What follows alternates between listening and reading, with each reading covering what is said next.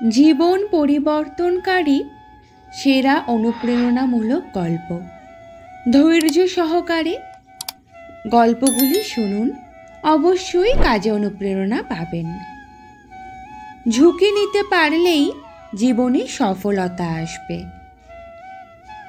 এক মন্দিরের মেঝেতে থাকা একটি সাধারণ পাথর মূর্তি বানানো এক পাথরকে বলছে, ও ভাই, দেখেছো, আমরা দুজনেই পাথর, অথচ মানুষ তোমাকে কত আদর, ভালোবাসা ও সম্মান করে।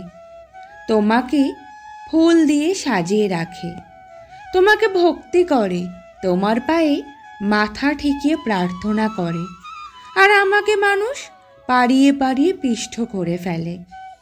তখন মূর্তির পাথরটি মেঝেতে থাকা পাথরটিকে উত্তর দিল, আজ হয়তো তুমি আমাকে দেখছো, মানুষ আমাকে ফুল দিচ্ছে, পুজো করছে, কিন্তু যেদিন আমাকে লোহার যন্ত্র দিয়ে খুঁচিয়ে খুঁচিয়ে রক্তাক্ত করে এই মূর্তিতে পরিণত করেছে, সেই কষ্ট বলার মতো ভাষা আমার নেই।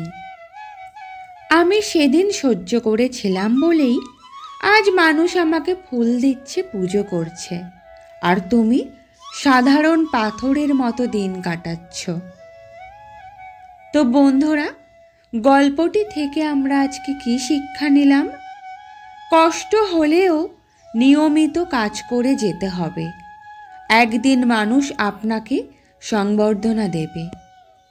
আজকের গল্পটি ভালো লাগলে অবশ্যই প্রিয়জনদের সাথে শেয়ার করবেন এবং পরবর্তী আপডেট পাওয়ার জন্য চ্যানেলটি সাবস্ক্রাইব করে রাখবেন।